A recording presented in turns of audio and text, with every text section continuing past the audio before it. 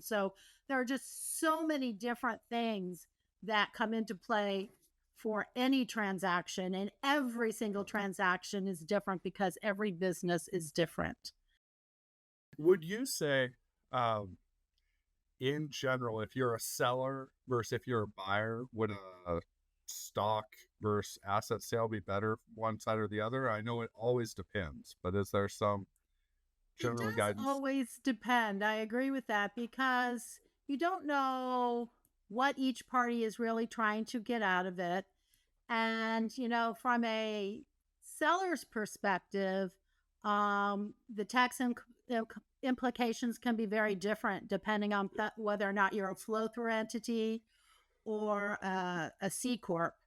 And so that's something that always needs to be considered. And then if you're the buyer, typically buyers will prefer an asset purchase because they get a step up in basis, and they are not necessarily assuming liabilities that might be built into the business that they are acquiring. Yeah. So quite often from the buyer's perspective, they're going to prefer an asset transaction, although not always the case, because sometimes there are I've had in the past with some of my clients where they have had certain types of licensing for a state, and in order to go through the process to get something relicensed, or the regulatory issues that are involved in their particular business, that those things impact their ability to get the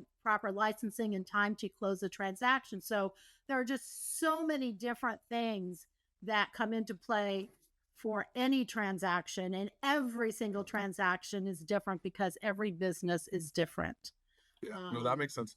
I think of things so much from the tax point of view. I probably wouldn't have thought of all the licensing and other items that may impact the business, and yeah, would kind of benefit from doing a stock sale.